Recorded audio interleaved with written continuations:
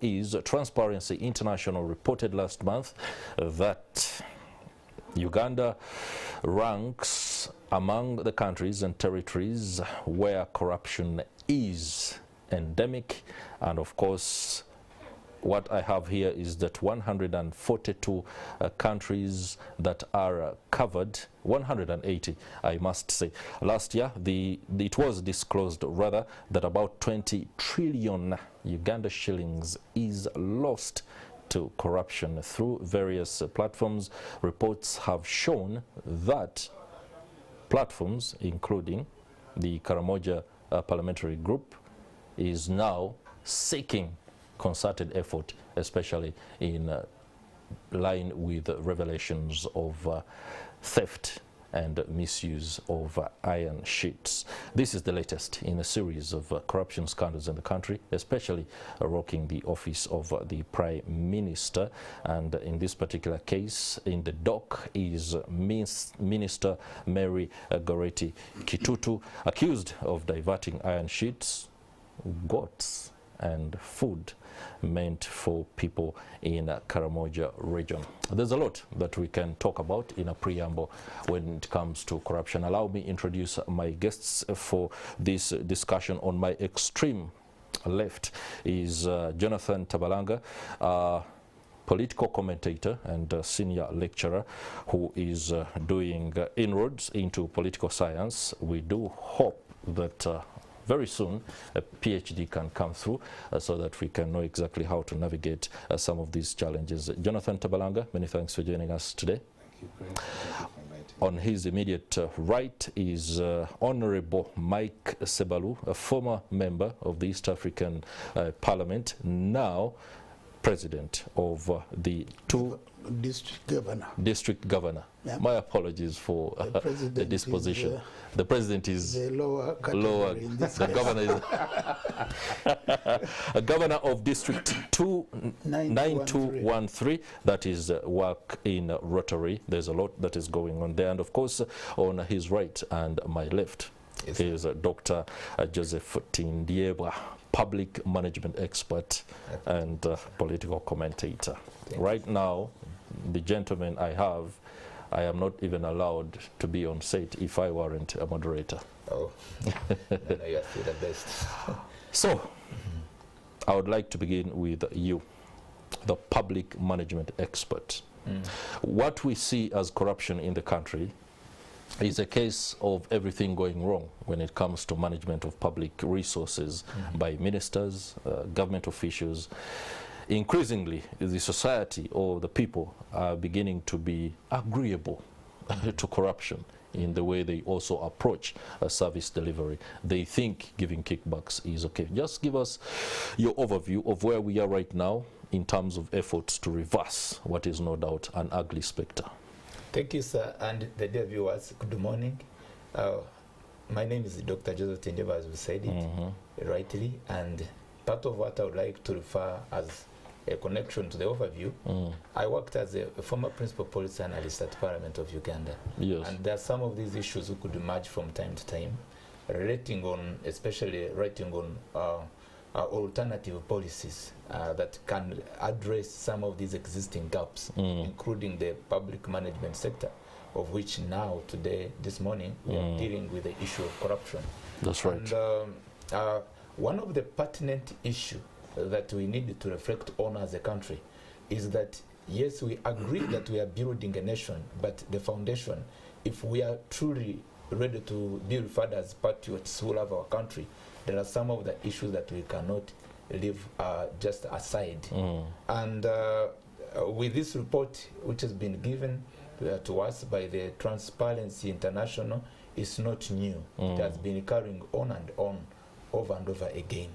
And the current situation you talk about is agreed by all political actors and across political divide, and also whether the civil society, even here in Uganda, all of us, we agree that we have a challenge that we need to solve. The IGG, which you were referring to, especially in the current case, that is that finds Minister IGG and also the anti-corruption state agency, which are from the State House. We know that the IGG since 1986 is old as far as 1986 when the NRM government came into power. And it's the NAM that subscribed much more under the executive. We look at also the other existing institutions like the Parliament, which are the Public Management, Public Accountability Committee. And we go to the judiciary, the Anti-Corruption Court. And there are many more other initiatives the NRM government, of which has been existent for some good years, has tried to employ. But if we are to deal with the existing situations, like we're filing the issue of Karamoja, the opium saga, diversion, whether they call it diversion of iron sheets, may be distributed to some individual, wrongly distributed family members. There is a way that is supposed to be understood beyond this. Because there are sometimes when you think that you are solving a problem or you are attacking a problem, but you are not knowing how you came into the problem. And our situation at hand, lucky enough, the third development plan, national development plan, the second one had talked about building of institution and separating powers. And that's where the problem it begins from. One is the member of parliament. Of course, you want to retain your seat. And at the same time, you are appointed as a minister. Initially, if we're to look at the functionality of the IGG, their hands are tied. The universal fundamental principle of good governance does not allow lack of separation of lack of independence and separation of powers. Here we are talking about the ministers who are under the executive. At the same time, you also have members of parliament. You are again the one who is to check yourself. Already we're in a dilemma, Ugandans. We better face it as one had faced it during the time of the late Dr. Bergwendier. And the whole fundamental factor was to ensure that a member of parliament does not double as a minister and was to be constitutionally dealt with. And that's why now you find yourself in a circle where now we're in a dilemma. We say, what can we do? You are a minister, you are a member of parliament. Of course, at a certain point, your area is stricken by also maybe a disaster. And you end up saying, okay, let me go to the Prime Minister's office, to my boss, and ask for this location. So I've dealt with the issue of weak institutions, and also the legal framework that is not helping us tackle corruption in its essence. Honorable Mike Sebalu, there is what is no doubt appearing from the discussion or submission by Dr. Joseph Tindyeba, public service and politics, that we seem as a country not to have a difference between that, and it could also be one of the factors that are contributing to the levels of corruption. Do you agree with that? Yeah, thank you very much, moderator. First of all, thank you for hosting us. You're welcome. Since this is my first time to appear in this media house this year, can I take the opportunity to say Happy New Year? Oh, Happy NTV New Year, Honorable. And the viewers and the entire community that subscribes and identifies with this media house. Yes, sir. Another point of reflection is the fact that you've invited me today on the 21st of February. 25 years ago, I was walking the aisles in church. So wow. This is my silver jubilee. Happy anniversary here. But it was celebrated on Sunday. It was celebrated on Sunday. But the real day falls today. So those are 25 years of marriage. Yeah, 25. Silver jubilee. Now, Mr. Tabalanga and Mr. Chris Higenyi, there is a lot. We are inspired by that. 25 years of marriage. So I'd like to congratulate my dear wife, Maggie. Are we excusing, Doctor? So thank you for keeping the fort for the last 25 years. Yeah, and the entire family and friends. I would like to thank all those that made it possible for us to celebrate on Sunday. Thank you for your support, your congratulations, and love. Congratulations. Now, the issue, first of all, I would like to appreciate the intervention of my colleague here, this viewpoint. And what I really want to say is that at the center of everything, we need to look at leadership. And leadership not only from the viewpoint of position, but from the viewpoint of influence. Leadership is about influence. And essentially, the best case scenario is that the influence should be positive, working towards positive change, working towards lasting change in our communities. And as political leaders or other leaders, we owe it to the community that we lead to take them to better levels of livelihood. And at the center of that is the notion of integrity. My brother has brought the point of non-separation of powers. I don't want us to use that so much as an excuse, because you'll be able to ask, we have ministers who are also members of parliament, But they are not corrupt. but you've not found them soiled in any kind of contradiction of that nature. So the bottom line is integrity. Integrity is doing the right thing, whether one is seeing you or not. So being a minister, being any leader, do what is right. There are very clear terms of reference in terms of the what to do and what not to do. There shouldn't be any situation that should make you do wrong things because of the position you find yourselves and the interplay of the roles that you do. So in order to be able to avert that, I think we need to put very strong emphasis on strong institutions. I want to take the viewpoint that we should trust more of institutions than individuals. Than the individuals. Because individuals can change. Today someone is good, tomorrow is challenged and is doing things the other way around. But once the institutions are strong, they can prevail over the individuals. Where you find institutions being strong and they've gone to the level of what we call autopilot. That's why countries like the US, even when leaders that you may consider to be a little out of the range, because for the last 4 years before Biden came in, still America was going forward. That's because right. The institutions are strong. You would find that in leaders you're suggesting before Biden there weren't leadership. Barack Obama was transformational on his own. I was trying to allude to someone who was more individualistic, wanted to bring a lot of influence of individual level. Someone existing who, who wanted to do things more or less his way. But the systems and the structures aligned that to what America considers to be of interest and of importance. Wow, right. Interesting revelation there. In international relations is another topic I'll have to engage you in off air, especially in light of that. Jonathan Tabalanga, you are a lecturer and a scholar of political science. Honorable Mike Sebalu seems to suggest that the nation needs a transformative leadership.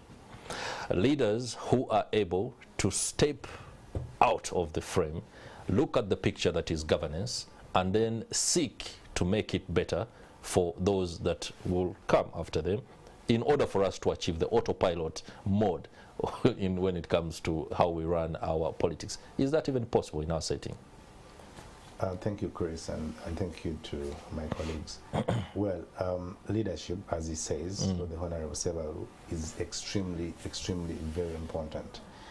But I think the problem for Uganda is when we transitioned from an authoritarian system of government, we did not plan and strengthen the institutions that would hold against the vice of corruption. And at what point was that? And from 1985, the discussion has been always on Amin and Obote and how bad they were. Yeah. And the discussion was not on how to improve on what went wrong in those regimes. So what we've created as institutions, the institutions that have been created to give back to those who brought us to power. And sometimes you can't hold people accountable when they are your friends, when they come from your circle. And this is something that is celebrated now, that when someone is corrupt, if they are deemed smart. If Chris, you stole God forbid, 20 billion shillings, you would get the best lawyers in town. They would want to defend you. You would get the best kind of advice, even from your colleagues. So yes, leadership is very important, but can we get that leadership? Do we have enough capacity in this country right now to deal with this problem as we speak? Because we've tried. He told you we have state agencies from State House. We have the IGG. And imagine we're losing 20 trillion. This is half of our budget. Yeah. 20 trillion to corruption. And for me, I think we continue to talk about corruption and there are no solutions. Parliament itself, half of the people in Parliament have been, in some circles, linked to corruption. You saw the NSSF issue, where people are recruiting their relatives, their friends, and their mothers and sisters and everything. So for me, yes, we can talk about leadership. Yes, we can talk about the interventions we made. Yes, we can try as much as, but even when you go down to schools, Chris, a young boy of 11 years is campaigning, using money, using posters, and parents actually funding and buying with sweets. It is a practice now. It is a and we've actually told our children that it is actually okay to buy a vote by giving a sweet. What do you expect from the leaders you're creating from the grassroots? Actually, just something interesting. Please. If you express interest on taking up political leadership, when you go to the community to consult, the first question is how much budget do you have. They don't ask for the ideas, the programs you have for the community. It is how much do you have. And if you are not seen to have a good budget, you are like, you will be a very difficult candidate to market. Or even a weak candidate. On the viewpoint of money, not ideas. Not ideas. That is quite undesirable. And the kind of commercial politics, like Honorable was saying, is that anyone who presents ideas, and Chris, we have very good leaders. We have people who are patriotic to this country. But we also have people who are saying, if you don't have money.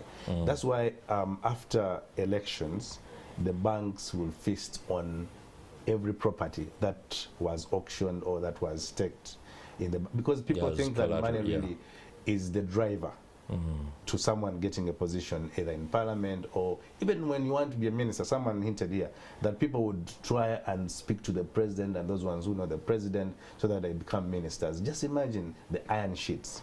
What I hear, and the submissions, is that we have lamented as a country back and forth about corruption and the vices that lead to this particular state of affairs. But it is important that from that point of view, we begin to craft how to get out of it. And at the level of commentators, perhaps somebody might say, that is where it will end. You will talk about it on TVs, and it will end there. Those who are supposed to change and are listening to you perhaps could be even toasting to coffee, early morning coffee, and laughing at you. And they're like, oh, listen to him. You are a public management expert.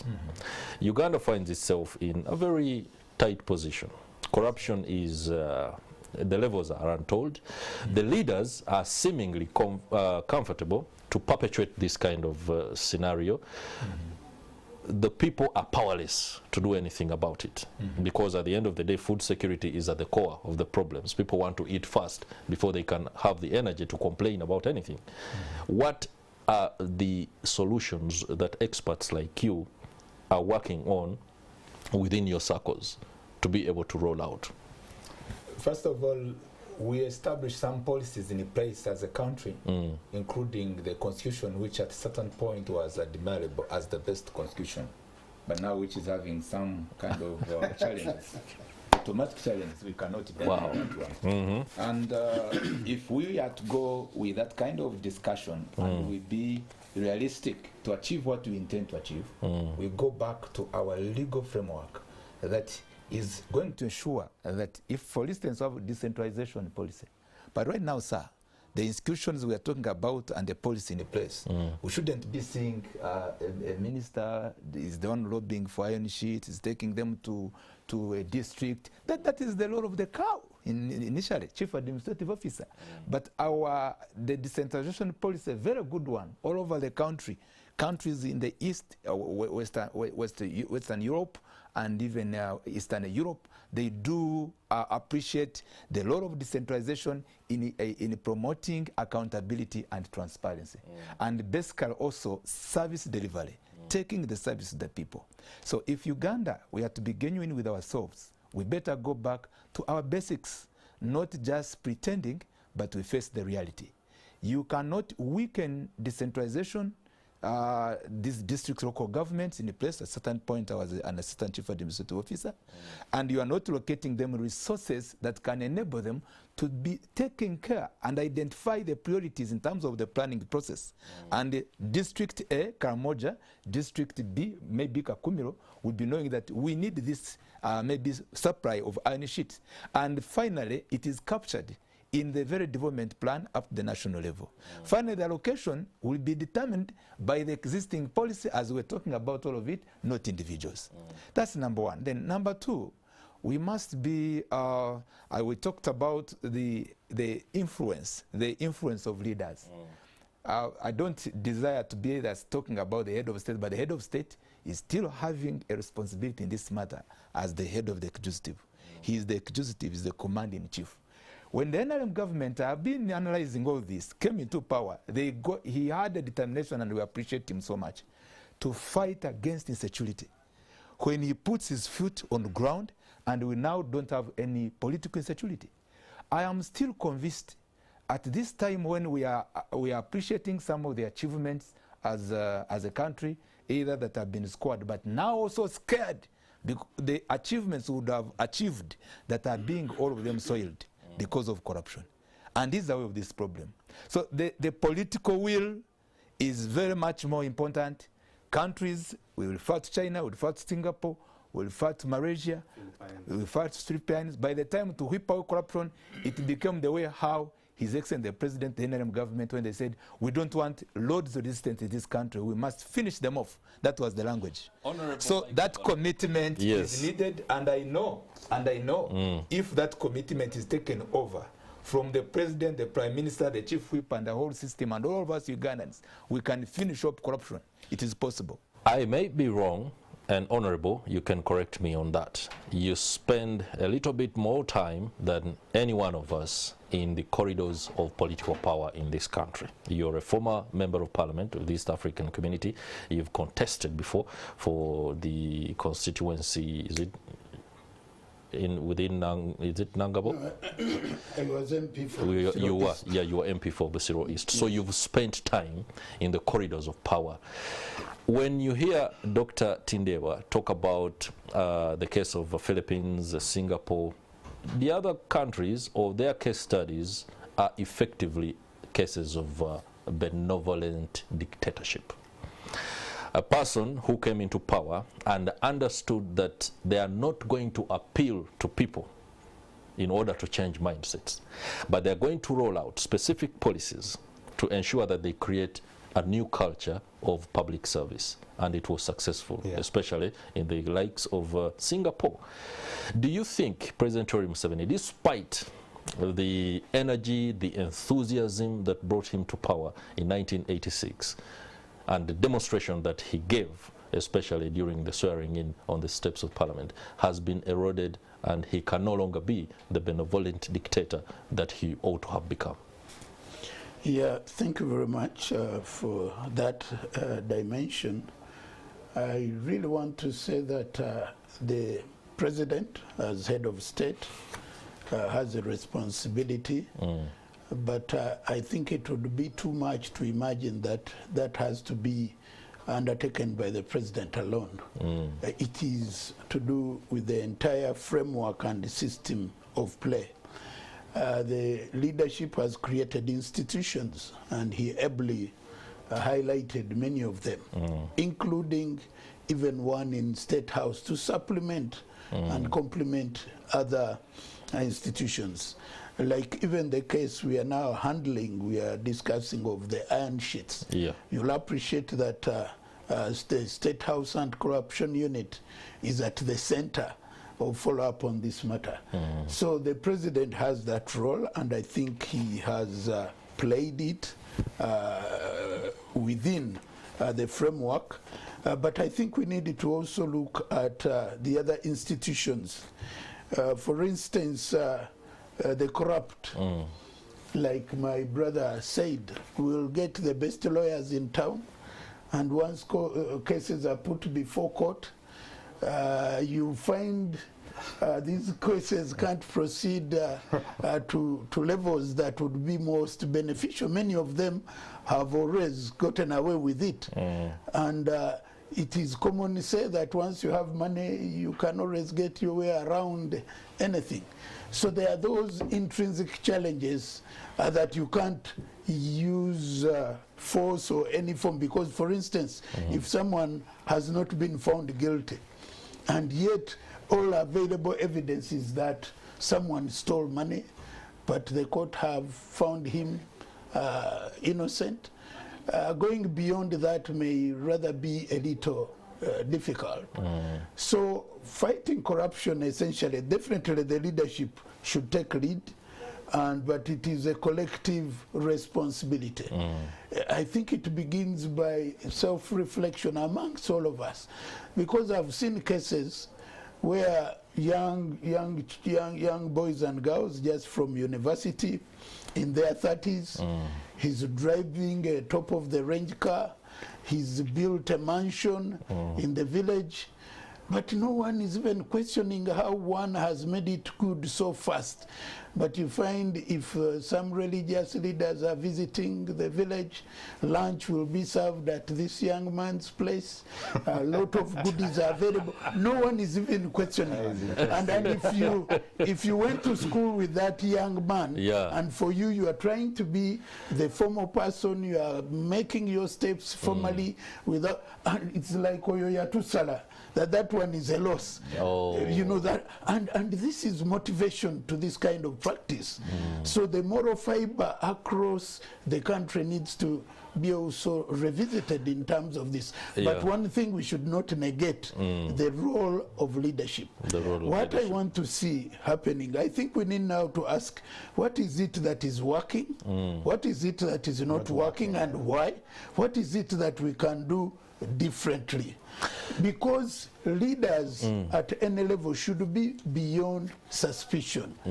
So if you are suspected in one way or another, I think the appointing authority should come in and really be able to effect the decisions and actions that would make corruption a little risky, because many of our people are really getting into levels of impunity. But the president has come out, he's even suggested some, even to the judiciary, you'll appreciate that when he talked about bail, he's always used the bail, because some of these guys, once they are taken before court, immediately they get bail. And once they get bail, they use their vast resources to interfere and manipulate some systems. I think but that is down that to thing came up, you know, civil society was up in arms, the issue of human rights comes up, and you find all these contradictions. I won't delve into the miscarriages of justice, because that is a whole debate for another day. But I've specifically not gone into the detail of discussing the latest round of corruption that involves Maria Goretti Kitutu, the Honorable State Minister, because I would be more like inspecting the leaves of a tree when the roots are the ones that are heavily infested. Let me just ask Jonathan Tabalanga, when fighting corruption, engaging in corrupt practices must be made to look dreadful, especially when it comes to what will happen to you if you are found to have been corrupt. And that is something that works in places like China. It's not that Chinese are not corrupt. It is, corruption is there, but when you are found to be corrupt, how that is dealt with tells another person that intends to deviate from public service conduct in such a manner to think twice. Do you think we are not hard enough on those that are corrupt, and it is also fueling the mindset of people saying, I can get away with it, so let me do it? Definitely the system is not hard enough on its own officials, because for me, I have two issues with corruption. One, the moral fiber at the lowest level of society is gone to the dogs. From our families ourselves, where we come from. We've exhibited elements of, we have corruption in our families. And not even talking about the state. So we've allowed our children to be corrupt, we've allowed our relatives to be corrupt. But the state as an the government of presiding over the state of Uganda. Of course, my colleagues have enumerated a number of measures they put forward to deal with corruption. But when you look at the people in government who have been corrupt, what kind of punishment have they faced? Why do you always bring them back? Because as soon as a case is closed, after 5 years, somebody is reappointed in cabinet as minister. And we know that these people have been corrupt before.